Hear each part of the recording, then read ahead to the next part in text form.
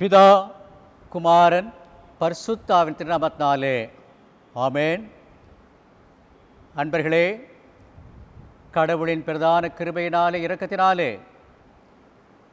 இந்த ஜூலை மாதத்தின் 3வது பரிசுத்த ஓய்வு நாளின் வழிபாட்டு ஆராதனையிலே கலந்து கொள்கின்ற, அதுவும் மிக சிறப்பாக பல வாரங்களாக திருச்சபையின் மூலமாக ஒளிபரப்பப்படுகின்ற காணொலி வழிபாட்டாரிலே பங்கேற்பு செய்து கொண்டிருக்கின்ற உங்கள் அனைவரையும் திருத்துவ கடவுளின் திருப்பெயராலே வாழ்த்தியும் காலை வந்தன சொல்லி வரவேற்பிலே மட்டற்ற மகிழ்ச்சி அடைகின்றேன். கிறிஸ்துவின் சமாதானம் உங்கள் அனைவரோடும் தங்கியிருப்பதாக. இந்த வழிபாட்டானுக்கு துவக்கமாக நாம் அனைவரும் இருந்த இடங்களிலே கண்களை மூடி தலைகளை தாழ்த்தி இறை பிரசன்னத்தை உணர்ம்படியாக இறை வேண்டலை நாம் ஏறெடுப்போம். எங்கள் எல்லார் மேலும் எல்லாரோடும் எல்லாருக்குள்ளும் இருக்கின்ற பிதா, குமாரன், பரிசுத்த ஆவியராகிய கடவுளே, நீர் நல்கியிருக்கின்ற இந்த நாளுக்காக, வேளைக்காக, காணொளி மூலமாக வழங்கப்படுகின்ற இந்த மாதத்தினுடைய 3வது பரிசுத்த நாளின் வழிபாட்டு நேரத்திற்காக நன்றி பாராட்டுகின்றோம். ஆண்டவரே, ஆதி திருச்சபையிலே காணப்பட்ட அதே ஆன்மீக உணர்வு ஆரம்ப நாட்களிலே ஆதி திருச்சபையோர் தங்களுடைய இல்லங்களையே தேவாலயங்களாக மாற்றி வழிபட்ட அதே முறைமையிலே ஊரடங்கு சட்டம், கதவடைப்பு மூலமாக நாங்கள் குடும்பங்களாக எங்களுடைய ஆலயத்திலே பங்கேற்க முடியாமல் போனாலும் உம்முடைய பிரசன்னம் எல்லா இடங்களிலும் இருப்பதை நாங்கள் உணர்ந்து, இயேசு கிறிஸ்து நேற்றும் இன்றும் என்றும் மாறாத ஆண்டவராக இருக்கிறார் என்ற நம்பிக்கை அடிப்படையிலே நாங்கள் இப்போது பங்கேற்று செய்து கொண்டிருக்கிற இந்த காணொளி மூலமாக வழங்கப்படுகின்ற இந்த வழிபாட்டிலே நாங்கள் பங்கேற்கின்ற போது தூயாவியரே எங்கள் ஒவ்வொருவரையும் நீர் ஆட்கொள்ள வேண்டுமாய் மன்றாடுகிறோம். இப்போதும் நாங்கள் படிக்கப் போகின்ற திருமறை பகுதி, கேட்கப் போகின்ற தியானம், ஆண்டவரே, இவை யாவற்றையும் எங்களுடைய தனிப்பட்ட வாழ்வுக்கும், குடும்ப வாழ்வுக்கும், திருச்சபை வாழ்வுக்கும், சமூக வாழ்விற்கும் பயனுடையதாக நீர் மாற்றித்தர வேண்டுமாய் மன்றாடுகிறோம். நீர் ஒருவரே எங்கள் அனைவர் மூலமாக மகிமை அடைந்திருளும். இறைமைந்தர் இயேசு வழியாக இந்த மன்றாட்டை மிகுந்த தாழ்மையோடு கூட வேண்டிக் கொள்கிறோம். தூய தந்தையே, ஆமென். அன்பர்களே, இன்றைக்கு படிக்கும்படியாக நம்முடைய பேராயத்தின் மூலமாக கொடுக்கப்பட்டிருக்கின்ற பகுதி, அது தூய மார்க்கு என்பவர் எழுதின நற்செய்தி நூல் 6ஆம் அதிகாரம் 6 முதல் 13 உள்ள பகுதியை நான் இப்போது படிக்கின்றேன். தயவுசெய்து இல்லங்களிலே இருக்கின்ற நீங்கள் அனைவரும் திருமறை புத்தகத்தை நீங்கள் கையிலே வைத்திருக்கும்படியாக கேட்டுக்கொள்கின்றேன். படிக்கின்ற போது இந்த பகுதியை என்னோடு கூட சேர்ந்து பின்பற்றும்படியாக அன்போடு நான் கேட்டுக்கொள்கின்றேன். தூய மார்க்கு 6ஆம் அதிகாரம் 6ஆம் வசனம் தொடக்கம் நான் பொது மொழிபெயர்ப்பிலிருந்து படிக்கின்றேன். அவர் சுற்றிலும் உள்ள ஊர்களுக்கு சென்று கற்பித்து வந்தார். அப்பொழுது அவர் 12 தம்மிடம் வரவழைத்து அவர்களை இருவராக அனுப்பத் தொடங்கினார். அவர்களுக்கு தீய ஆவிகள் மீது அதிகாரமும் அளித்தார். மேலும் பயணத்திற்கு கைத்தடி தவிர உணவு, பை, இடைக்கச்சையில் செப்புக்காசு முதலிய வேறு எதையும் நீங்கள் எடுத்துக்கொண்டு போக வேண்டாம். ஆனால் மிதியடி போட்டுக்கொள்ளலாம், அணிந்திருக்கும் அங்கி ஒன்றே போதும் என்று அவர்களுக்கு கட்டளையிட்டார்.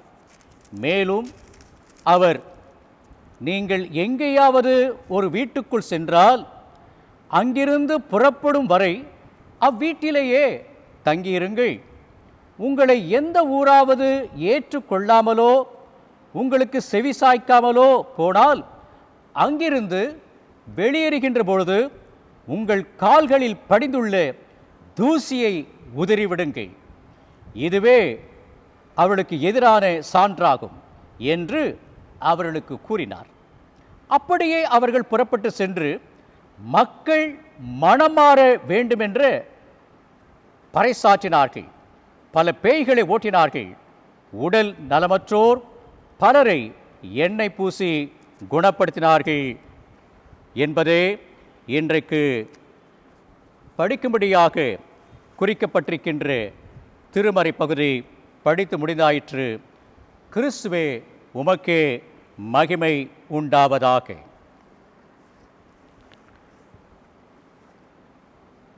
கிறிஸ்துவுக்குள் அன்பானவர்களே, மீண்டுமாக இந்த வழிபாட்டு ஆறுநிலையை கலந்து கொள்கின்ற உங்கள் அனைவரையும் திருத்துவ கடவுளின் திருப்பெயராலே வாழ்த்தியும் காலை வந்தனங்களை சொல்லி வரவேற்பிலே மகிழ்ச்சி அடைகின்றேன். கிறிஸ்துவின் சமாதானம் உங்கள் அனைவரோடு கூட தங்கியிருப்பதாக.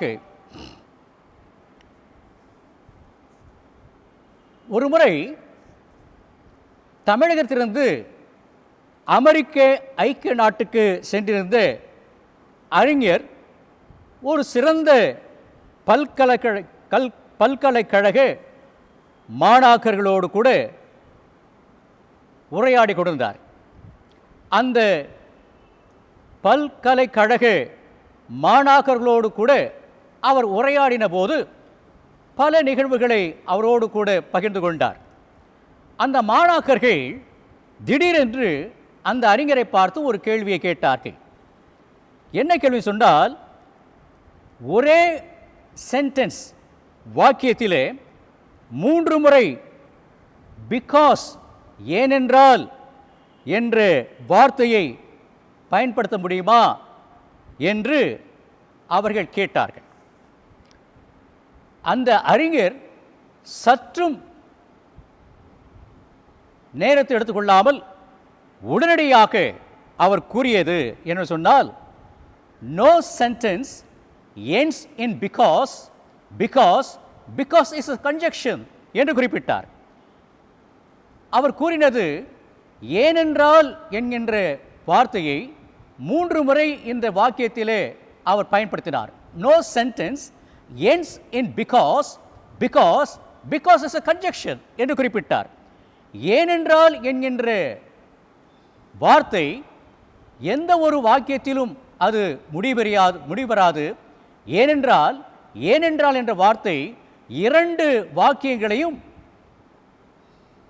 இணைக்கின்ற ஒரு சொல் என்று குறிப்பிட்டார்.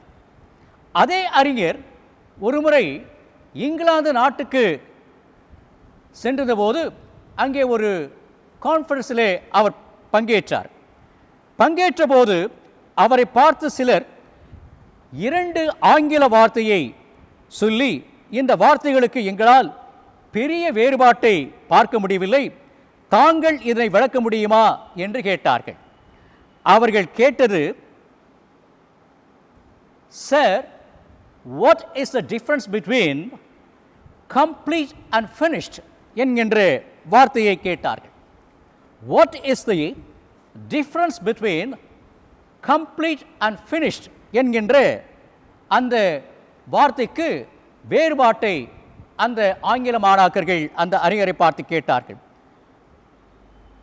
முன்னதே போன்றே இப்போதும் அதே அறிஞர் காலத்தை கிஞ்சித்தேனும் எடுத்துக்கொள்ளாமல் உடனடியாக அவர் அளித்த பதில், ஒரு பெண் தனக்கு பிடித்தமான ஆணை கணவராக பெற்றால் அந்த அவள் பெற்ற வாழ்க்கை கம்ப்ளீட் எனலாம். அதே பெண் தனக்கு பிடித்தமில்லாத ஆணை தனக்கு கணவராக பெற்றால் அவள் பெற்ற வாழ்க்கை ஃபினிஷ்ட் என்று குறிப்பிட்டார். மட்டுமல்லாமல் இங்கே முற்றுப்புள்ளி வைக்காமல் தொடர்ந்து அந்த அறிஞர் கூறின வார்த்தை, அதே பெண் தன் கணவர் இன்னொரு பெண்ணுடன் தொடர்பு கொண்டு கையும் களவுமாக பிடிக்கப்பட்டால் அந்த ஆணின் வாழ்க்கை கம்ப்ளீட்லி ஃபினிஷ் என்று சொன்னபோது அந்த அரங்கமே கரவொலியால் அதிர்ந்தது, சிரிப்பொலியால் அதிர்ந்தது என்று பார்க்கிறோம். ஒருவேளை அன்பர்களே, இதே கருத்தை, அந்த அறிஞர் கருத்தையே நான் இவ்வண்ணமாக சற்று இணைத்து கூற வேண்டும் விரும்புகின்றேன். ஒரு ஆண் தனக்கு பிடித்தமான பெண்ணை மனைவியாக பெற்றால் அவன் பெற்ற வாழ்க்கை கம்ப்ளீட் எனலாம். அதே ஆண் தனக்கு பிடித்தமில்லாத பெண்ணை தனக்கு மனைவியாக பெற்றால் அவன் பெற்ற வாழ்க்கை ஃபினிஷ் என்று சொல்லலாம்.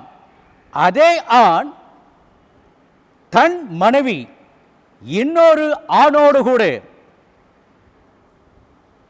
தகாத தொடர்பு கொண்டு கையும் களவுமாக பிடிக்கப்பட்டால் அந்த பெண்ணின் வாழ்க்கை கம்ப்ளீட்லி ஃபினிஷ் என்று கூறலாம் என்று நான் சொல்ல விழைகின்றேன். அன்பர்களே, இந்த பிகாஸ் என்ற வார்த்தையும் கம்ப்ளீட் ஃபினிஷ் என்ற வார்த்தைகளையும் மிக லாவகமாக தன்னிடத்திலே கேட்ட மாணாக்கர்களுக்கும் பலருக்கும் அற்புத விதமாக உடனடியாக பதிலளித்தவர் வேறு யாருமல்ல, நம்முடைய தமிழகத்தினுடைய முன்னாள் முதலமைச்சர் பேரறிஞர் CN அண்ணாதுரை அவர்களா.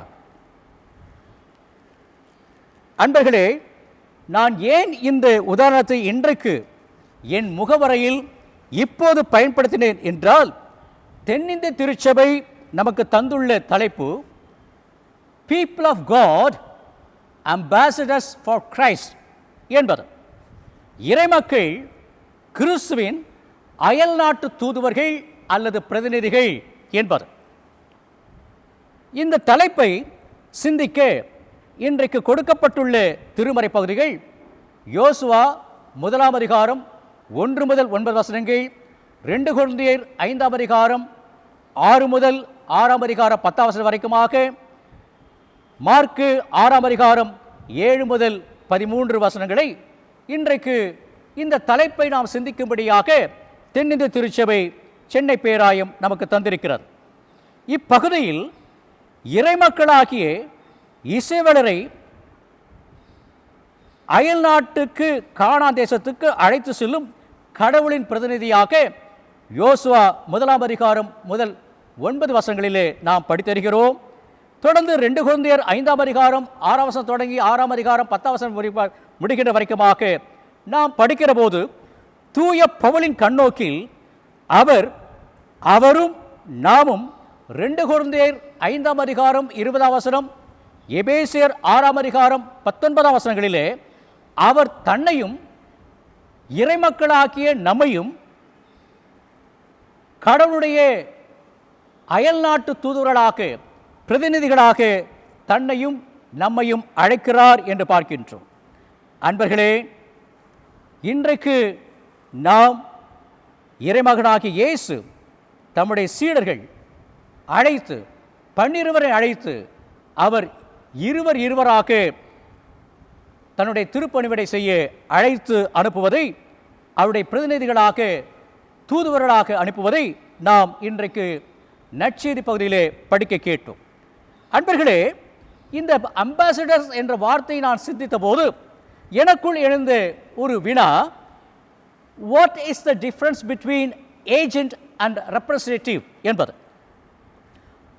ஏஜென்ட், ரெப்ரசன்டேட்டிவ் என்கின்ற வார்த்தையினுடைய வேறுபாடுகள் என்னென்ன குறித்து நான் சிந்திக்கலானேன். முதலாவதாக ஏஜென்ட் என்கின்ற ஆங்கில வார்த்தையை நாம் பார்க்கிற போது இதனுடைய பொருள் one who has the power to act, செயல்படுவதற்கான அதிகாரத்தை பெற்றவர் ஏஜென்ட். இரண்டாவதாக representative, one who speak for another, இன்னொருவருக்காக பேசுபவர் ரெப்ரசன்டேட்டிவ் என்று சொல்லலாம். ஆனால் அம்பாசடர் என்ற இந்த வார்த்தையை கிரேக்க மொழியிலே காணுகின்ற போது பிரஸ்பியூ என்கின்ற கிரேக்க வார்த்தை இந்த அம்பாசிடர் என்கின்ற ஆங்கில வார்த்தைக்கு பயன்படுத்தப்பட்டிருக்கிறது. இதனுடைய பொருள் one who represents for is R her country in a foreign nation என்று சொல்லலாம்.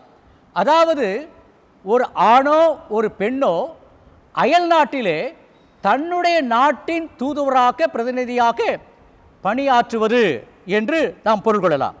அன்பர்களே, யோவான் 14ஆம் அதிகாரம் 1 முதல் 3 வசனங்களிலும், யோவான் 17ஆம் அதிகாரம் 15 முதல் 19 வசனங்களிலும் நாம் படித்திருக்கிற போதும், 2 கொரிந்தியர் 5ஆம் அதிகாரம் 1 வசனத்திலே பவுலடிகளுடைய கண்ணோக்கின் அடிப்படையில் பார்க்கிற போது, இயேசுடைய வார்த்தையில் பார்க்கிற போது, நாம் இந்த உலகத்திற்கு உரியவர்கள் அல்ல. ஏனென்றால் இயேசுவார் சொல்கிறார், நான் போகிறேன், நான் மீண்டுமாக வந்து உங்களுக்காக என்னுடைய பிதாவுடைய இடத்திலே ஆயத்தம் செய்திருக்கின்ற அந்த இடத்திற்கு உங்களை அழைத்து போவேன் என்று சொல்லுகிற போதும், பிரதான ஆசாரியராக அவர் யோவான் 17ஆம் அதிகாரம் 15 முதல் சில வசனங்களிலே அவர் இறைமண்டாட்டு எழுதியிருக்கின்ற போதும் சொல்லுகின்ற வார்த்தை என்ன, ஜெபிக்கின்ற வார்த்தை என்ன? பிதாவே, நாம் எப்படி இந்த உலகத்தார்க்கு உரியவர்களாக இல்லாமல் வாழ்ந்து கொண்டிருக்கிறோமோ, நான் வாழ்ந்து கொண்டிருக்கிறேனோ, அதே வண்ணமாக என்னை கேட்டுக்கொண்டிருக்கிற இந்த சீடர்களும் பிற்காலங்களிலே சீடர்களாக மாறப்போகின்றவர்களும் இந்த உலகத்திற்கு உரியவர்கள் அல்ல என்ற ஒரு கருத்தை முன்வைக்கின்றார். பவுலடிகளாரும் 2 கொரிந்தியர் 5ஆம் அதிகாரம் 1 வசனத்திலே அவர் எழுதுகின்ற போது, நாம் இந்த உலகத்திற்கு உரியவர்கள் அல்ல, ஏனென்றால் இந்த உலகம் பூமிக்குரிய கூடாரம் என்று சொல்கிறார். ஒரு காற்று அடித்தவுடனே கூடாரம் இருந்த இடமல் போய்விடும். அப்படிப்பட்ட நிலையிலே இந்த உலக வாழ்க்கை மையப்படுத்தி கைவேலை அல்லாத நித்திய வீடு, நமக்கு பிதாவோடு வாழ்கின்ற நித்திய வாழ்வு உண்டு, அந்த இடத்திற்கு நாம் உடையவளாக வாழும்படியாக அழைக்கப்பட்டிருக்கிறோம் என்று சொல்லுகின்றார். அன்பர்களே, இன்றைக்கு இந்த பரலோகம் என்று சொன்னால் ஒருவேளை வேர் காட் டுவல்ஸ் என்ற அர்த்தம் கிடையாது. மாறாக the state of God, heaven is not a place where God dwells, is a state of God என்று சொல்லலாம். அவருடைய தன்மையை குறிக்கின்ற இடம்தான் பரலோகம். ஆகவே இன்றைக்கு what are the responsibilities of the ambassadors என்று உங்களோடு கூட நான் படிக்க கேட்டு மார்க்கு 6ஆம் அதிகாரம் 6 முதல் 13 வசனங்களில் இருக்கின்ற சிந்தனைகளை மையப்படுத்தி 4 பதிவுகளை இன்றைக்கு உங்களோடு கூட what are the responsibilities of the ambassador என்ற அந்த கேள்விக்கு விடை காண முற்படுகின்றேன். இந்த சிந்தனைகளை சிந்திப்பதற்காக கண்களை மூடலாம். ஆதி திருச்சபையோர் இரத்த சாட்சிகளாய் மரித்தார், ஜீவ பலியாய் நாமும் என்றும் வாழவே அழைக்கப்பட்டோம். நாம் ஜீவ பலியாய் நாமும் என்றும் வாழவே அழைக்கப்பட்டோம். தம் தம் சிலுவைதனை அனுதினமும் சுமந்தே அர்ப்பணிப்போம், வாழ்வினை பகிர்ந்தளிப்போம். தம் தம் சிலுவைதனை அனுதினமும் சுமந்தே அர்ப்பணிப்போம், வாழ்வினை பகிர்ந்தளிப்போம். தேவாதி தேவன் என் இயேசுராஜன் உன்னையும் நேசிக்கிறார். நம்மை வாழ வைக்க தம் ஜீவனையே அளித்தமை நேசிக்கிறார், உன்னையும் நேசிக்கிறார். நம்மை வாழ வைக்க தம் ஜீவனையே அளித்தமை நேசிக்கிறார், உன்னையும் நேசிக்கிறார். தேவாதி தேவன் என் கேசுராஜன் உன்னையும் நேசிக்கிறார். சிற்றின்பம் சுயநலன்கள் வீண் கவலைகள் களைந்தெறிவோம். சிற்றின்பம் சுயநலன்கள் வீண் கவலைகள் களைந்தெறிவோம். அதிகாரம் துரைத்தனங்கள் உலக பேயாட்டம் பரிகரிப்போ. தூய ஆவியவர் நம்மை வழி நடத்த இயேசுவை பின்பற்றுவோம்.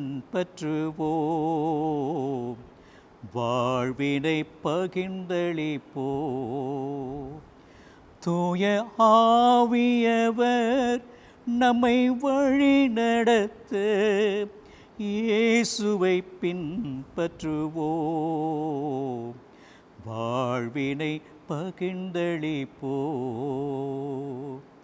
தேவாதி தேவன் என் கேசுராஜன் நம்மையும் நேசிக்கிறார்.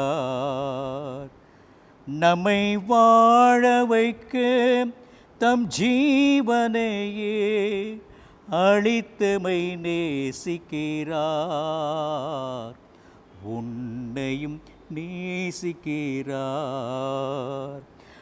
நம்மை வாழ வைக்க தம் ஜீவனையே அளித்தமை நேசிக்கிறார், உன்னையும் நேசிக்கிறார். அன்பரைந்த ஆண்டவரே, இன்றைக்கும் நாங்கள் சார்ந்துள்ள தென்னிந்திய திருச்சபை வழங்கியிருக்கின்ற மிக சிறப்பான ஒரு தலைப்புக்காக people of God ambassadors for Christ, இறைமக்கள் கிறிஸ்துவின் அயல்நாட்டு தூதுவர்கள் அல்லது பிரதிநிதிகள் என்ற தலைப்பின் ஊடாக what are the responsibilities of ambassador, அயல்நாட்டு தூதுவர் அல்லது கிறிஸ்துவின் பிரதிநிதியுடைய பொறுப்புகள் என்னென்பது குறித்து நாங்கள் இப்போது திருமறை கண்கொண்டு படிக்க கேட்ட நற்செய்தி பாடத்தின் அடிப்படையிலே சில சிந்தனைகளை புரிந்து கொள்ள முற்படுகின்றோம். அடியனுடைய வாயின் வார்த்தைகளும் இந்த காணொலி மூலமாக இந்த வழிபாட்டாளர்களே தியானத்தில் பங்கேற்பு செய்கின்ற இறைமக்கள் அத்தனை பேருடைய இதயத்தின் சிந்தனையோடு கூட உமது கிருபை தங்கியிருக்கும்படியாக மன்றாடுகிறோம். இயேசுவின் வழியாக இறைஞ்சுகின்றோம். தூய தந்தையே, ஆமென். அன்பர்களே, இன்றைக்குரிய தலைப்பின் ஊடாக உங்களை நான் அழைத்து செல்வதற்கு முன்பாக அயல்நாட்டு தூதருடைய பொறுப்புகள் என்ன என்பது குறித்து வினா எழுப்பி விடைகாண முற்பட அழைக்கிறேன். முதலாவதாக, வேறு மொழி, வேறு கலாச்சாரம், வேறு மரபுகள், வேறு வாழ்க்கை முறைகள் உடைய மக்கள் வாழும் அயல்நாட்டில் வாழ வேண்டியவர் அயல்நாட்டு தூதுவர் பிரதிநிதி என்று சொன்னால் அது மிகப்பட்ட கூற்று இல்லை என்று நினைக்கின்றேன். இருந்தாலும் அவர் ஒரு நாட்டின் குடியுரிமை உடையவர் என்பதை என்றுமே மறக்க மாட்டார். அதுபோலதான் இன்றைக்கும் the man who is not willing to be a different cannot be a Christian at all என்கின்ற ஒரு குறிப்பை இந்த சிந்தையோடு கூட நான் பொருத்தி பார்க்க அழைக்கப்படுகிறோம்.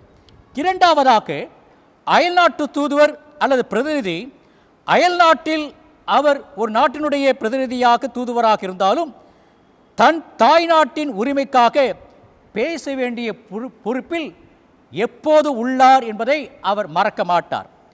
There are times when Christian has to speak for Christ. கிறிஸ்துவுக்காக நாம் பிரதிநிதிகளாக பேசும்படியாக சில நேரங்களிலே அழைக்கப்படுகின்றோம். மூன்றாவதாக, ஒரு நாட்டின் ஒட்டுமொத்த கௌரவம், மதிப்பு அயல் நாட்டில் பணிபுரியும் தூதுவரின் பிரதிநிதி கையில் உள்ளது. தி honor of a country is in the hands of ambassador.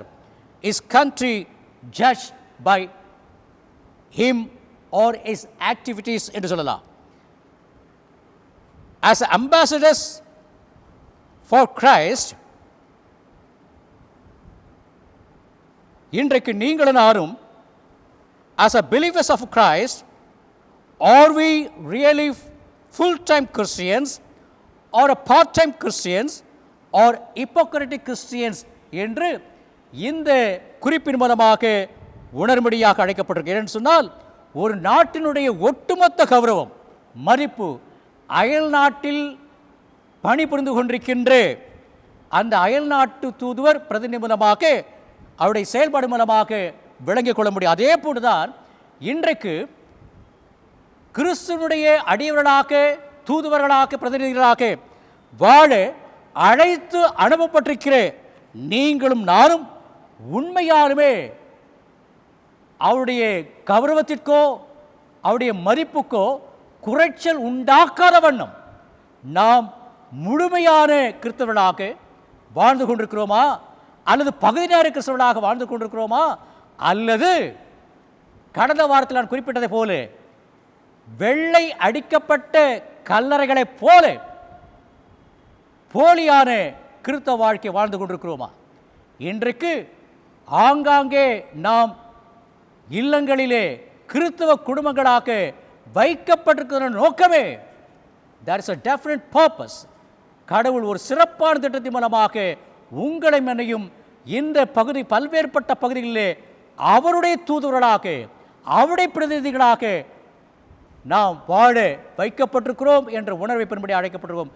இன்றைக்கு நம்முடைய செயல்பாடுகள் மூலமாக அக்கம் பக்கத்தில் உள்ளவருடைய நம்மை குறித்து சாட்சி என்ன என்பது குறித்து நாம் கிறிஸ்துவின் தூதுவர்களாக, பிரதிநிதிகளாக எவ்வளமாக வாழ்ந்து கொண்டிருக்கிறோம் என்பதை குறித்து சிந்திக்கும்படியாக அழைக்கப்பட்டிருக்கிறோம்.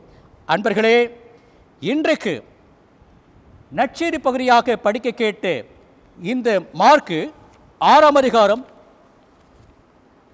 6 முதல் 13 வசனங்களையும் நாம் படிக்கின்ற போது, இதே பகுதி மத்தேயு 10ஆம் அதிகாரம் 1ஆம் வசனம், 5ஆம் வசனம் தொடங்கி 15ஆம் வசனம், லூக்கா 10ஆம் அதிகாரம் முதல் 12 வசனங்களிலே இதே பகுதியை இயேசுவானவர் தன்னுடைய 12 சீடர்களை அழைத்து அனுப்புகிறார், இறைப்பணி செய்ய தூதுவர்களாக அனுப்புகிறார் என்ற ஒரு குறிப்பை சமநோக்கு நற்செய்திகள் என்று அழைக்கப்படுகின்ற மத்தேயு, மார்க்கு, லூக்காவின் 3 நற்செய்திகளுக்கும் பதிவை நாம் படித்தருகின்றோம். அன்பர்களே, இன்றைக்கு people of God, ambassadors for Christ, இறைமக்கள்,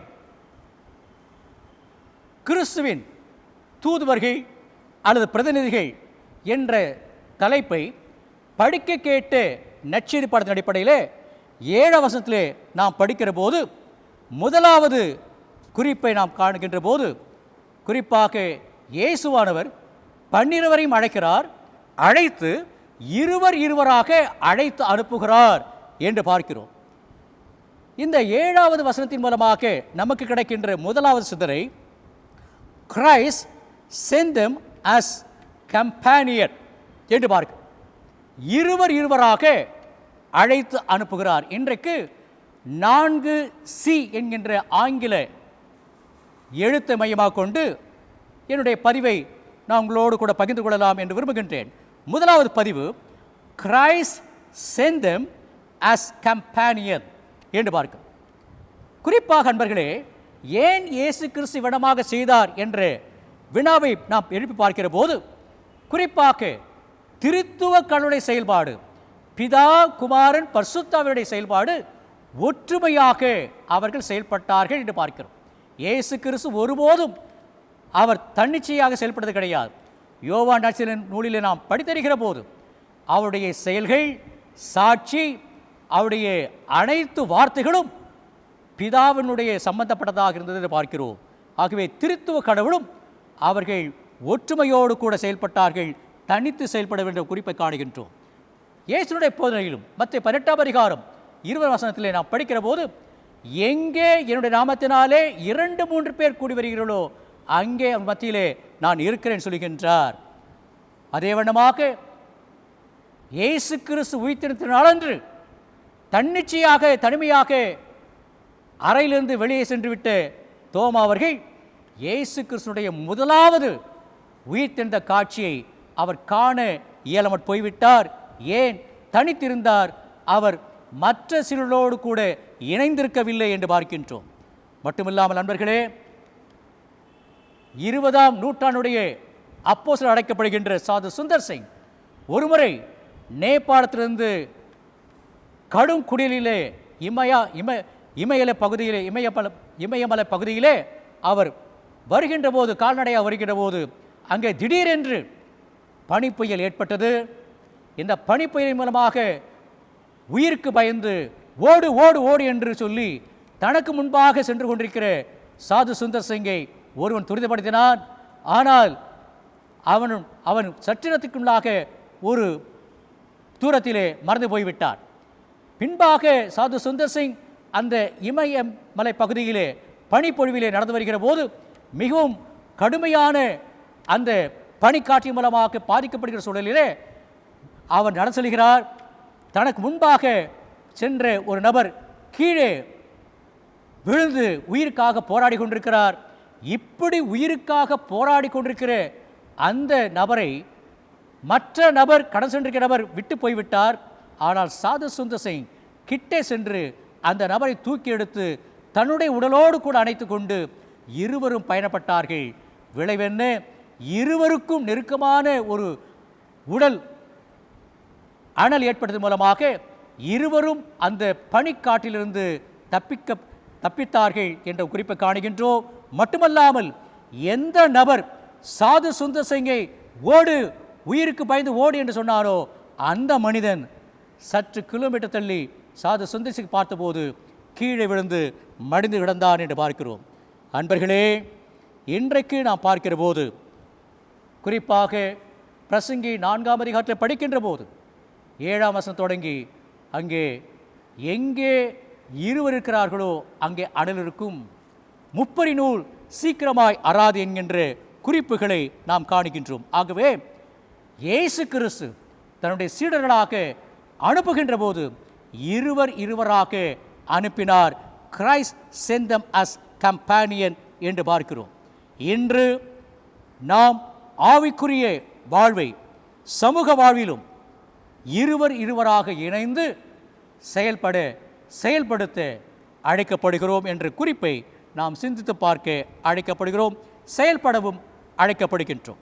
இரண்டாவதாக மார்க்கு 6ஆம் அதிகாரம் 12-13 வசனங்களை நாம் படிக்கின்ற போது இயேசுவின் அல்லது கிறிஸ்துவின் அயல்நாட்டு தூதுவர்களாக அல்லது அவருடைய பிரதிநிதிகளாக நாம் பெறுகின்ற இரண்டாவது சிந்தனை, இங்கே இயேசு கிறிஸ்து மார்க்கு 3ஆம் அதிகாரம் 14-12 வசனங்களிலே அவர் ஆரம்பத்திலே சீடர்களை தெரிவு செய்த போது மிஷன் மேண்டேட் அழைக்கப்படுகின்ற to preach, to heal and to cast of demons என்கின்ற 3 பதின் அடிப்படையிலே சீடர்களை தெரிவு செய்த போல இங்கேயும் அத்தகைய பணிக்கு நற்செய்தியாகிய மனம் திரும்புதலுக்கு ஏற்ற பணியையும் உடலாலும் உள்ளத்தாலும் சோர்வெடுக்கின்ற மனிதர்களை சுகப்படுத்தவும் பேய்களை துரத்திடவும் அவர்களை அழைத்து அனுப்பினார் என்று பார்க்கிறோம். இந்த பகுதி மூலமாக நமக்கு கிடைக்கின்ற இரண்டாவது சிந்தனை Christ sent them with command என்று பார்க்கிறோம். கிறிஸ்து ஒரு ஆணை கொடுத்து திருத்தூதுவர்களை அவருடைய பிரதிநிதிகளாக தூதுவர்களாக அனுப்புகின்றார். அன்பர்களே, எதன் மீது அவர்கள் ஆணை அதிகாரத்தை பெற்றார்கள் என்று பார்க்கிற போது தீய ஆவிகள் மீது, மனமாறுதல் என்ற நற்செய்தி, உடல் நலம் குன்றியோரை சுகப்படுத்துதல் என்கின்ற இத்தகைய பணிக்கு அவர் தூதுவர்களாக அனுப்பப்பட்டார்கள். அன்பர்களே, இயேசுவினுடைய ஊழியத்தில் அவரும் நம்முடைய ஆலயத்தின் பெயரை தாங்கியிருக்கின்ற இயேசு கிறிஸ்துவுக்கு திருமுழுக்கு கொடுத்து தூய யோவான் சாணரும் சரி, இருவருமே தங்களுடைய ஊழியத்தினுடைய ஆரம்பத்தில் அவர்கள் பயன்படுத்தின ஒரு வார்த்தை மனம் திரும்புங்கள் என்ற வார்த்தை. குறிப்பாக இந்த நற்செய்தி இறையரசுக்குரிய மக்களாக நம்மை மாற்றுவதற்கான மனம் திரும்புவதற்கான அழைப்பின் செய்தியாக காணுகின்றோம். இன்று அவரின் தூதுவர்களாக இருக்கின்ற நாம் நம்மில் பாவக்காரியங்களை ஒழித்து பரிசுத்தமான வாழ்க்கை வாழ 1 தெசலோனிக்கே 4:3 நாம் படிக்கின்ற வண்ணமாக நாம் எல்லோரும் பரிசுத்தர் ஆக வேண்டும் என்பதே அவருடைய திருவுள சித்தமாக இருக்கிறது என்று பார்க்கிறோமே. அப்படிப்பட்ட நிலைக்கு நாம் மனம் திரும்பியுள்ளோமா? இரண்டாவதாக, இயேசுடைய ஊழியத்தில் உடல்நலம் குன்றியோரை இயேசு சுகப்படுத்தினார். இன்று சமூக வாழ்வில் பல லட்சக்கணக்கான பேர் உள்ளத்தாலும் உடலாலும் குன்றி உணவு, உடை, உறையுள் போன்றவற்கான இக்கால காலகட்டங்களிலே நிலவருகின்ற சூழலிலே ஏங்கிக் கொண்டிருக்கிறார்கள் என்ற ஒரு சூழ்நிலை நாம் வெளிப்படையாக அறிகின்றோம். அன்பர்களே, இன்றைக்கு நாம் இந்த சிந்தனை பார்க்கிற போது மதர் தெரசா அவர்கள் ஒருமுறை ஒரு கருத்தை கூறியிருக்கிறார்கள். 2 கைகளை கூப்பி கடவுளை வணங்குவதை காட்டிலும் ஒரு கையின் மூலமாக நீங்கள் உடலாலும் உள்ளத்தாலும் குண்டிருக்கிற மக்களுக்கு உதவி செய்தால் அவர்கள் பெற்ற உதவி மூலமாக தங்களுடைய 2 கரங்களை கூப்பி உங்களை கடவுளாக நினைத்து வழிபடுவார்கள் என்ற கருத்தை கூறியிருக்கிறார். ஆகவே இன்றைக்கு இயேசுடைய ஊழியத்திலே உடலாலும் உள்ளத்தாலும் குன்றி போயிருக்கிற மக்களை இயேசு தூதுவர்களாக அனுப்பின மக்கள் எவ்வளமாக அணுகி உதவி செய்தார்களோ அப்படிப்பட்ட உணர்வை இன்றைக்கு தூதுவர்களாக பிரதிநிதிகளாக அனுப்பப்பட்டிருக்கிற நீங்கள் நான் செய்ய அழைக்கப்பட்டிருக்கிறோம் என்ற காரியத்தை காணுகின்றோம். இயேசு கிறிஸ்துவின் நியாய தீர்ப்பு மத்திய 25 வாசிக்கின்ற போது, மிகவும் சிறியவராகிய என் சகோதர சகோதரர்களுக்கு நீங்கள் எதை செய்தீர்களோ அதை எனக்கே செய்தீர்கள் என்ற அந்த கருத்தின் அடிப்படையிலே இன்றைக்கு கிறிஸ்துவின் தூதுவர்களாக பிரதிநிதிகளாக இறைமக்களாக அழைத்து அனுப்பப்பட்டிருக்கிற நீங்கள் எல்லாரும் குறிப்பாக இந்த காலகட்டங்களிலே உடலாலும் உள்ளத்தாலும் கொண்டு போயிருக்கிற மக்களுக்கு உதவி செய்ய அழைக்கப்படுகிறோம். மூன்றாவதாக, இயேசு 12 அழைத்து இருவராக அழைத்து அனுப்புகிற போது அவள் கொடுத்த 3வது ஆணை பேய்களை துரத்துகின்ற ஆணை, டு காஸ்ட் ஆஃப் டீமன்ஸ். அன்பர்களே, பேய்கள் என்றால் என்ன? ஞாயிறு பாடசாலையிலே நாம் படிக்கிற போதும் குறிப்பாக இயேசு கிறிஸ்துடைய வாழ்க்கையை சித்தரிக்கின்ற படங்களை பார்க்கிற போதும் பேய்கள் என்று சொன்னால் கருப்பாக, ஒருவேளை நாக்கை தொங்க போட்டுக்கொண்டு மிகவும் கண்ணங்கரையில் இருக்கின்ற அப்படிப்பட்ட உருவத்தை தான் நாம் பேய்கள் என்று காலங்காலமாக நினைத்து கொண்டிருக்கிறோம். ஆனால் இயேசுடைய பார்வையிலே பேய்கள் என்றால் என்ன என்று பார்க்கிற போது, யார் ஒருவர் மனிதனை மனிதனாக மதிக்காமல் சமூகம், சமயம், அரசியல், பொருளாதாரம் ஆகியவைகளில் ஏற்ற தாழ்வு கண்டு பிற மனிதனோடு கூட உறவு கொள்ளாமல் பிரித்து வைத்து வாழ்வது, அப்படிப்பட்ட நபர்கள்தான் உண்மையான பேய்களை தவிர நாம் காலங்காலமாக நினைத்து கொண்டிருக்கிற கண்ணங்கரேல் என்று காணப்படுகின்ற அப்படிப்பட்ட உருவம் பேய்கள் அல்ல. அன்பர்களே, குறிப்பாக இன்றைக்கு நிலவுகின்ற பேய்களுடைய நிலையை பார்க்கிற போது இனப்பேய், நிறப்பேய், குறிப்பாக அண்மையிலே அமெரிக்க ஐக்கிய நாடுகளிலே ஜார்ஜ் ஃப்ளாய்ட் என்கின்ற ஒரு கருப்பர் இனத்தை சேர்ந்தவர் படுகொலை செய்யப்பட்ட ஒரு காட்சி, இது நிறைப்பையாக நாம் கண்டுகொள்ளலாம். மட்டுமல்லாமல் மதங்களிலே காணப்படுகின்ற பிரிவுகளும் மதப்பேய். இன்னுமாக பணத்தையே மையமாக கொண்டு பணம்தான் உலகத்தினுடைய பிரிக்க முடியாத சொத்து, உயர்வான சொத்து நினைக்கின்றவர்கள் பணப்பேய் எண்ணத்தை கொண்டவர்கள். மட்டுமல்லாமல் என்னுடைய சாதி தான் உயர்ந்தது, மற்றவர்களெல்லாம் என்னுடைய சாதிக்கு கீழானவர்களை சொல்லுகின்ற நபர்கள் சாதிப்பை உடையவர்கள். இப்படிப்பட்ட இனப்பேய், நிறப்பேய், சாதிப்பேய், மதப்பேய், பணப்பேய், இந்த பேய்களெல்லாம் ஓட்டும்படியாக இயேசு தூதுவர்களாக இறைப்பணி செய்ய இறைமக்களை அழைத்து அனுப்பினார் என்று பார்க்கிறோம். இயேசுவும் இப்படிப்பட்ட நிலையிலே தான் அவர் எல்லா நிலைகளையும் கடந்த வாரத்தில் குறிப்பிட்டதை போல Jesus broke the social, religious, economic and political barriers என்று சொன்னேனே, அதே போன்று இப்படிப்பட்ட பேய்களை இயேசு துரத்தினார். அப்படிப்பட்ட பணிக்கு 12 அழைத்து அனுப்பினார் என்று பார்க்கிறோம். இன்றைக்கு மனம் மாறி இருக்கிறோமா? இன்றைக்கு நீங்களும் நானும் இயேசு கிறிஸ்துவின் பெயராலே உடலாலும் உள்ளத்தாலும் குன்றி போயிருக்கிற மக்களுக்கு குறிப்பாக தற்கால சூழலிலே உதவி செய்து கொண்டிருக்கிறோமா? மட்டுமல்லாமல் சமூகம், சமயம், அரசியல், பொருளாதாரம் இவைகளிலே காணப்படுகின்ற மனிதனை மனிதனாக ஏற்க முடியாமல் பல்வேறுபட்ட ஏற்ற இறக்கங்களை, பிளவுகளை உண்டாக்கி கொண்டிருக்கிற பேய்களை நாம் துரத்தி எடுத்துக் கொண்டிருக்கிறோமா என்ற சிந்தனையை கிறிஸ்துனுடைய தூதுவர்களாக, கிறிஸ்துனுடைய பிரதிநிதிகளாக நாம் சிந்தித்து செயல்பட அழைக்கப்படுகிறோம். மூன்றாவதாக அன்பர்களே, people of God ambassadors for Christ என்ற தலைப்பிலே நமக்கு கிடைக்கின்ற மூன்றாவது சிந்தனை மார்க்கு 6ஆம் அதிகாரம் 8-9 வசனங்களிலே இயேசு கூறுகின்ற வார்த்தை, நீங்கள் பயணப்படுகிற போது பயணத்திற்கு கைத்தடி தவிர உணவு, பை, இடைக்கச்சையில் செப்பு காசு தவிர்த்தும் மிதியடி போட்டும் ஒரே ஒரு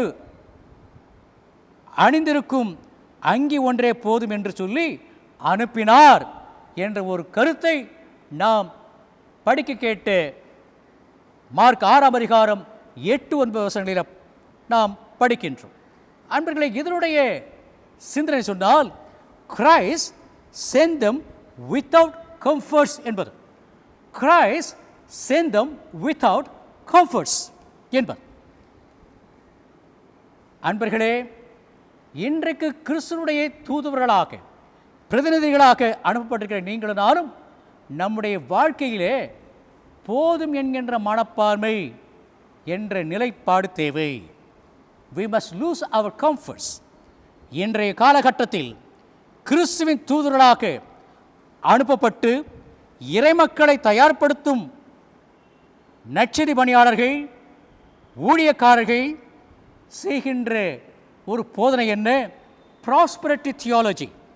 பறைசாற்றி செல்வ செழிப்புள்ள இறையிலை இயேசுவை காண்பித்து தங்களை மறுக்காமல், தங்களுடைய வாழ்வின் வசதிகளை இழக்காமல், ஒரு சூட் 2 லட்சத்துக்கு குறையாமல் வாங்குகின்ற போங்கும், சொகுசு கார்களை, பல கார்களை வைத்திருப்பதும், இன்னும் சில ஊழியக்காரர்கள் வானிலே பறப்பதற்கு விமானங்களை வாங்கி வைத்திருப்பதும், 2-3 ஹெலிகாப்டர்களை வாங்கி சொந்தமாக வைத்திருப்பதும், தங்களின் வருங்கால சந்ததியினருக்கு பல கோடிக்கணக்கான சொத்துக்களை நம் நாட்டிலும் அயல் நாட்டிலும் வாங்கி குவித்திருப்பதும் கண்கூடு.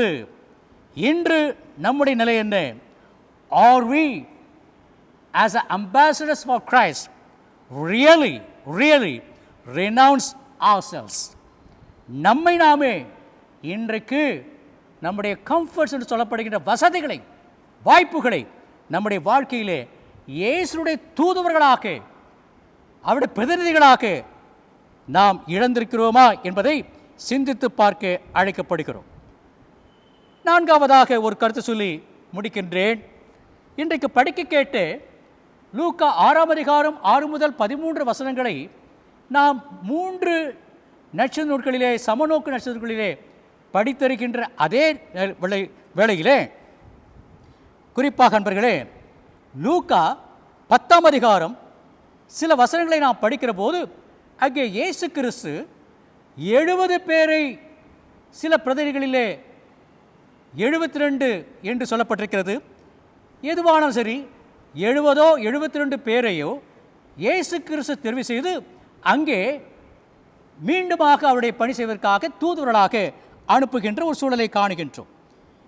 இங்கே இயேசு கூறுகின்ற வார்த்தை லூக்கா 10ஆம் அதிகாரம் 7-8 வசனங்களிலே, நீங்கள் என்னுடைய தூதுவர்களாக, என்னுடைய பிரதிநிதிகளாக ஒரு வீட்டுக்கு சென்றால் அவர்கள் கொடுப்பதை உண்ணுங்கள், வீட்டுக்கு வீடு செல்ல வேண்டாம் என்ற ஒரு கட்டளையை கொடுத்து அனுப்புகின்றார். நீங்கள் வீட்டுக்கு வீடு செல்ல வேண்டாம் என்று சொல்லுகிற போது நான் எவ்வண்ணமாக புரிந்து கொள்கிறேன் சொன்னால், ஏழை பணக்காரன் என்ற அப்படிப்பட்ட பாகுபாடு இல்லாமல் நீங்கள் தங்கியிருங்கள்.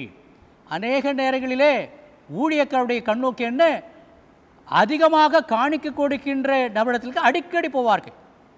அதே ஏழைகள் சிறிதளவே காணி கொடுத்தால் அவருடைய வீடுகளை சில ஊழியக்காரர்கள் நிராகரிப்பார்கள். ஆக இயேசுக்கு சொல்கிறார், வீட்டுக்கு வீடு செல்ல வேண்டாம் என்று சொல்கிற போது ஏழை பணக்கார் என்ற பாகுபாடு நீங்கள் காட்ட வேண்டாம் என்று. அப்படிப்பட்ட நிலை மட்டுமல்ல, நகரம் குக்கிராமம் என்கின்ற பாகுபாட்டை நீங்கள் ஏற்படுத்திக் கொள்ள வேண்டாம் என்று சொன்னால், இன்றைக்கு அநேக ஊழியக்காரருடைய துவக்கம் எங்கே இருந்து சொன்னால் பட்டி துட்டிகள் இருந்தது. ஆனால் இன்றைக்கு அவருடைய நிலை என்ன, வளர்ந்துவிட்ட நிலையிலே நகரங்களையே காணிக்கை எங்கே அதிகமாக கொடுப்பார்களோ அங்கே மையமாக வைத்து பல கூட்டங்களை போடுவதும், தாங்கள் துவக்கின குக்கிராமங்களை அறவே மறந்துவிட்டிருக்க காட்சியும் இன்றைக்கு நாம் காணுகின்ற. ஆகவே இயேசுக்கு சொல்லுகின்ற காரியம் என்ன, நீங்கள் ஒரு வீட்டுக்கு சென்றால் அவர்கள் கொடுப்பதை உண்ணுங்கள் சொன்னால், அங்கே தங்கியிருக்கின்ற போதுதான், அந்த வீட்டிலே தங்கியிருக்கின்ற போதுதான் அவள் கொடுக்கின்ற உணவை நீங்கள் உண்ண முடியும். நீங்கள் வீட்டுக்கு வீடு பாகுபாடு காட்டி, ஏழை பணக்காரன் நகரம் குக்கிராம் என்ற பாகுபாடு காட்டி நீங்கள் செல்ல வேண்டாம் என்ற காரியத்தை சொல்கிறார். என்னுடைய பொருள் என்ன, we must be content. அன்பர்களே, நாம் போதும் என்கின்ற மனதுடனே வாழும்படியாக அழைக்கப்பட்டிருக்கிறோம். ஆகவே Christ sent them with content என்று பார்க்கிறோம். இன்றைய காலகட்டங்களிலே சில ஊழியக்காரருடைய நிலை என்ன, ஈரோ, டாலர்ஸ், ஸ்டெர்லிங்ஸ், இன்னுமாக பவுண்ட்ஸ் போன்ற மிக உயர்வான பணங்களை தருபவர்களுக்கு சிறப்பான ஜெபம்.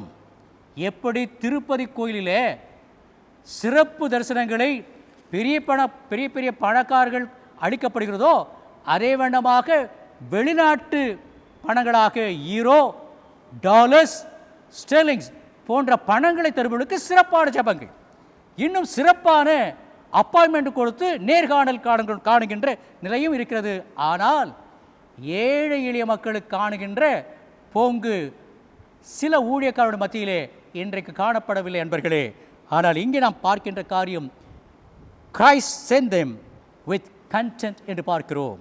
அன்பர்களே, இன்றைக்கு இப்படிப்பட்ட பாகுபாடுகளை ஊழியக்காரர் மத்தியிலே, அதாவது தாங்கள் கடவுளுடைய பிரதிநிதிகள், கிறிஸ்துனுடைய ஊழியக்காரர்கள், கிறிஸ்துனுடைய தூதுவர்களாக அனுப்பப்பட்டிருக்கிறோம் என்று தங்களை முன்னிறுத்தி ஊழியம் செய்து கொண்டிருக்கிற ஊழியக்காரருடைய நிலையினை பார்க்கிற போது, இப்படிப்பட்ட நிலைகளிலே பாகுபாடுகள் உருவாக்கி அநேகர் பணிவிடை செய்து கொண்டிருக்கிற சூழ்நிலை காணுகிறோம். ஆனால் இப்படிப்பட்ட நிலை ஊழியக்காரர் மத்தியிலே தவிர்க்கப்பட்டு, இயேசு கிறிஸ்து, people of God, ambassadors for Christ, இறைமக்கள், கிறிஸ்துனுடைய தூதுவர்கள், பிரதிநிதிகள் என்ற கருத்தை நாம் சிந்திக்கிற போது, எபிரேயர் 13ஆம் அதிகாரம் 5 வசனத்தையும் 1 தீமோத்தேயு 6ஆம் அதிகாரம் 6 வசனத்தையும் எபிரேய நிர்வாகின் சொல்கிற காரியம் என்ன, போதும் என்கின்ற மனம் உங்களுக்கு போதும். இரண்டாவதாக பவுலடிகளாரும் இளம் ஊழியக்காரனாக தீமோத்தேயுக்கு எழுதுகின்ற போது, போதும் என்கின்ற மனதோடு கூடிய பயபக்தியே மிகுந்த ஆதாயம் என்று அவர் எழுதுவதாக காணுகின்றோம்.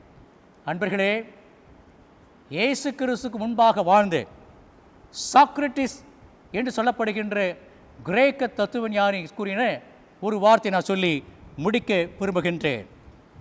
சாக்ரட்டிஸ் சொன்ன காரியம் என்ன, மன நிறைவு என்பது நமக்குள் இருக்கின்ற மகிழ்ச்சி.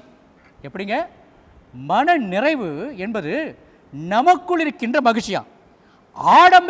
ஆடம்பரம் என்பது நமக்கு நாமே வருவித்துக் கொள்கின்ற வறுமை என்று சொல்கிறார். எப்போது போதும் என்கின்ற மனப்பான்மை இல்லாமல் இன்னும் பணம் வேண்டும் பணம் வேண்டும் என்று பணத்திலேயே குறிகளாக இருக்கின்றவர்கள், நிலம்புலங்களை வாங்கி போட வேண்டும் என்று விரும்புகின்றவர்கள், தங்களுடைய வருங்கால சந்ததிக்கு சொத்துக்களை, பல கோடிகள் சொத்துக்களை சேர்த்து வைக்க வேண்டும் என்று விரும்புகின்ற கிறிஸ்துவுடைய தூதுவர்கள் உண்மையான தூதுவர் அல்ல. மாறாக வீட்டுக்கு வீடு செல்ல வேண்டாம், ஒரு வீட்டுக்கு சென்றால் அவள் கொடுக்கின்ற உணவை தங்கி உண்ணுங்கள் என்று இப்படிப்பட்ட கருத்துக்களை சொல்லியிருக்கின்ற இயேசுவானவர் Christ sent them with content என்று மன திருப்தியோடு கூட வாழ்கின்ற அப்படிப்பட்ட தூதுவர்களாக அனுப்பியிருக்கிறாரே, அப்படிப்பட்ட தூதுவர்களாக இறைமக்களாகிய நீங்களும் நானும் வாழவும், உண்மையான இறை ஊழியர்களை அடையாளம் கொண்டு கொள்ளவும், குறிப்பாக நம்மால் என்ற காரியங்களை நாம் மன நிறைவோடு கூட இயேசு கிறிஸ்துவினுடைய அடிவளாக இந்த உலகத்தில் பிரதிநிதிகளாக வாழவும் கடவுள் உங்களுக்கு எனக்கும் கிருபை புரிவாராக. People of God ambassadors for Christ என்ற தலைப்பிலே நாம் கண்ட 4 சிந்தனைகள். Christ sent them as companion.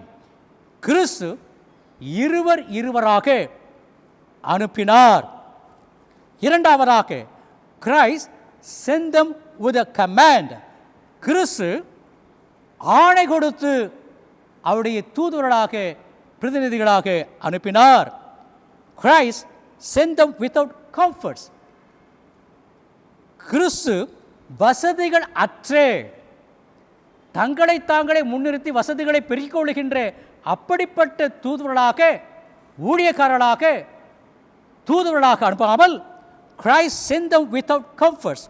கிறிஸ்து வசதிகள் இல்லாமல் வாழுகின்ற வாழ்க்கைக்காக அனுப்பினார். நான்காவதாக Christ sent them with content. கிறிஸ்து போதும் என்கின்ற மனநிறைவோடு கூட நீங்கள் ஊழியம் செய்யுங்கள், அப்படிப்பட்ட ஊழியக்காரரை தாங்குங்கள், அப்படிப்பட்ட பிரதிநிதிகளாக, தூதுவர்களாக இந்த உலகத்தில் இறைப்பணி செய்யுங்கள் என்று அழைத்து அனுப்பியிருக்கிறார். இப்படிப்பட்ட சிந்தனைகளை நாம் தொடர்ந்து சிந்திக்கவும் செயல்படுத்தவும் தூய ஆவியானவர் கடவுள் உங்களுக்கும் எனக்கும் கிருபை புரிவாராக. ஆமென். செபிப்போம். திருத்துவ திருநாளுக்கு பின்வருகின்ற 6ஆம் ஞாயிற்றுக்குறி சுருக்க ஜெபம். உம்மிடத்தில் அன்பு கூறுவர்களுக்கு மனவாக்கு கெட்டாத நன்மைகளை ஆயத்த பண்ணியிருக்கிற கடவுளே, நாங்கள் எல்லாவற்றிலும் அதிகமாய் உம்மிடத்திலே அன்பு கூறவும், நாங்கள் விரும்புகிற எல்லாவற்றிற்கும் மேற்பட்ட உம்முடைய வாக்குத்தத்தங்களை பெற்றுக்கொள்ளவும், உம்மை பற்றும் அன்பாகிய வரப்பிரசாதத்தை எங்கள் கர்த்தராகிய இயேசு கிறிஸ்து மூலமாய் எங்கள் ஒவ்வொருடைய இதயத்தில் பொழிந்தருளும். ஆமேன். தொடர்ந்து ஜெபிப்போம்.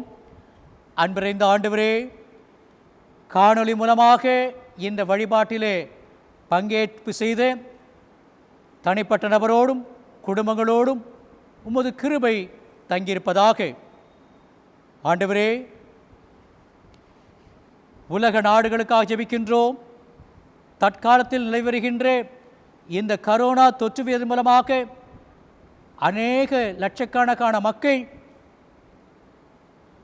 தங்களுடைய அருமையான வாழ்வை முடித்து கொண்டு உலக வாழ்வை கடந்து சென்றிருக்க தருவாயிலே அப்படிப்பட்ட நபர்களை இழந்து வாடுகின்ற ஒவ்வொரு குடும்பங்களுக்காக ஜெபிக்கின்றோம்.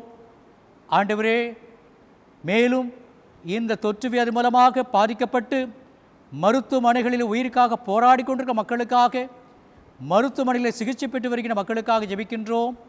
அளிக்கப்படுகின்ற சிகிச்சை முறைகள் நல்ல முறையில் பலனளிக்கத்தக்கதாக கிருபை பாராட்ட மன்றாடுகிறோம். உம்முடைய கிருபையினால் சுகம் பெற்று வீடுகளுக்கு திரும்பியிருக்கிற மக்களை தொடர்ந்து காப்பாற்ற வேண்டுமா மன்றாடுகின்றோம். இந்த மக்களை காப்பாற்றுகின்ற பணியிலே அனுதினமும் உழைத்து கொண்டிருக்கிற மருத்துவர்கள், செவிலிமார்கள், மட்டுமல்லாமல் தூய்மை பணியாளர்கள், காவல்துறையினர், இவர்களுக்காக ஜெபிக்கின்றோம். ஆண்டவரே, இவர்கள் யாவரையும் நீர் தொடர்ந்து பொறுப்பேற்று வழிநடத்த வேண்டுமாயும், நல்ல சுகத்தோடு பலத்தோடு கூட இவர்கள் இப்படிப்பட்ட மக்களுக்கு பணிவிடை செய்யும்படியாக கிருபையை நல்கிற வேண்டுமாயும் இறைஞ்சுகின்றோம். ஆண்டவரே, தற்காலத்திலே இந்த தொற்று வியாதி மூலமாக தங்களுடைய வாழ்வாதாரத்தை இழந்து தவித்துக் கொண்டிருக்கிற மக்களுக்காக, மாத சம்பளத்தை பெற முடியாமல் இருக்கின்ற மக்களுக்காக, பாதி வருவாய் வாங்கியிருக்கின்ற மக்களுக்காக, இன்னுமாக தாங்கள் குடியிருக்கின்ற வீடுகளுக்கு வாடகை கட்ட முடியாமல் தவித்துக் கொண்டிருக்கிற மக்களுக்காக, பிள்ளைகளுடைய கல்வி கட்டணத்தை கட்ட முடியாமல் இருக்கின்ற நபர்களுக்காக ஜெபிக்கின்றோம். மேலுமாக கைவினைப் பொருட்கள் செய்யும் தொழிலாளர்கள், கட்டிட தொழிலாளர்கள், நெசவாளர்கள் மட்டுமல்லாமல் பல்வேறுபட்ட சிறு குறு வியாபாரிகள் யாவருக்காக ஜெபிக்கின்றோம். ஆண்டவரே, இந்த நிலைகள் மாறி இவர்கள் யாவரும் நலம் பெறுகின்ற வகையிலே இக்கட்டான சூழலை நீர் மகிழ்வான சூழலாக மாற்றித்தர வேண்டுமாய் மன்றாடுகின்றோம். மட்டுமல்லாமல் தகப்பனே, இன்றைக்கும் எங்களுடைய பேராயத்தில் இருக்கின்ற ஆயர் பெருமக்கள், மிஷனரிமார்கள், நிறுவனங்கள், நிறுவன தலைவர்கள், நிறுவனத்திலே பணியாற்றிக் கொண்டிருக்க பணியாளர்கள் யாவருக்காக ஜெபிக்கின்றோம். அண்மையிலே வெளியிடப்பட்ட 12வது வகுப்பிலே தேர்ச்சி பெற்றிருக்கிற பிள்ளைகளுக்காக ஜெபிக்கின்றோம். ஆண்டவரை, கல்லூரிகளே இணைந்து படிக்கின்ற வாய்ப்புகளை நீர் உருவாக்கி தர வேண்டுமாய் மன்றாடுகின்றோம். அவ்வண்ணமே எங்களுடைய திருச்சபைக்காக ஜெபிக்கின்றோம். 180 ஆண்டுகளை கடந்து கொண்டிருக்கிற சூழலிலே இம்மட்டும் வழிநடத்தின கடவுள் தொடர்ந்து இந்த திருச்சபையை வழிநடத்த வேண்டுமாய் மன்றாடுகிறோம். வெளிநாடுகளிலும் வெளியூர்களிலும் படித்து கொண்டிருக்கிற, பணியாற்றி கொண்டிருக்கிற ஆண்டவரே, எங்களுடைய உறவுமுறையாளர்களுக்காக ஜெபிக்கின்றோம். பெற்றோர்கள், கணவன், மனைவி, பிள்ளைகள், பேரப்பிள்ளைகள் யாராகிலும் வெளிநாடுகளிலே வெளியூர்களிலே தங்கியிருந்தால் உம்முடைய பராமரிப்பு, பாதுகாப்பு அவளோடு கூட இருக்க வேண்டுமாய் மன்றாடுகின்றோம். மட்டுமல்லாமல் தகப்பனே, இந்த திருச்சியில் இருக்கிற ஒவ்வொரு குடும்பங்களையும் நீர் ஆசீர்வதிக்க வேண்டுமாய் மன்றாடுகின்றோம். எங்களுக்கு தெரியாமல் மருத்துவமனைகளிலே யாராகிலும் சிகிச்சை பெற்றுக் கொண்டால் அவளுக்காக ஜெபிக்கின்றோம். மிக சிறப்பாக எங்களுடைய சபையுடைய அலுவலர் திருவாளர் ஸ்டீஃபன் அவர்களுக்காக, அவருடைய குடும்பத்தினருக்காக ஜெபிக்கின்றோம். திருவாளர் ஜெபக்குமார் அவர்களுக்காக ஜெபிக்கின்றோம். இன்னுமாக சுகம் பெற்று வந்திருக்கிற நபர்களுக்காக ஜெபிக்கின்றோம். ஆண்டவரே, தொடர்ந்து ஒவ்வொரு குடும்பத்தாரோடு கூட உமது கிருபை தங்கியிருக்க வேண்டுமாய் மன்றாடுகிறோம். மட்டுமல்லாமல் சிறார்கள், வாலிபர்கள், முதியவர்கள் யாவரையும் நீர் காப்பாற்ற வேண்டுமாயும் மன்றாடுகின்றோம். ஆண்டவரே, இன்றைய நாளிலும் இவ்வார நாட்களிலும் தங்களுடைய பிறந்த நாட்களையும் இல்லறவு நாளையும் கண்டும் காணஇருக்கின்ற ஒவ்வொரு நபர்களையும் நீர் ஆசீர்வதிக்க வேண்டுமாய் மன்றாடுகின்றோம்.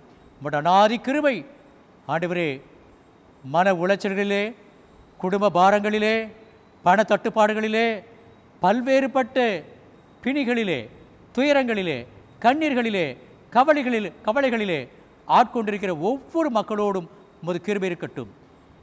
கர்த்தர் மேல் உன் பாரத்தை வைத்துவிடு, அவரே உன்னை ஆதரிப்பார் என்ற வார்த்தைக்கு இணங்க உமது பிள்ளைகள் இப்போதும் உம்மிடத்திலே கேட்கின்ற விண்ணப்பங்களுக்கு செவிமடுக்க வேண்டுமாயும், மட்டுமல்லாமல் வாரங்களெல்லாம் நீர் தீர்க்க வேண்டுமாய் மன்றாடுகிறோம். நீர் செய்வீர் விசுவாசிக்கிறோம். இவை யாவற்றையும் எங்கள் அருமை ஆண்டவர் இயேசுவின் திருப்பெயரில் தாழ்மையோடு கூட பிரார்த்திக்கிறோம். தூய தந்தையே, ஆமேன்.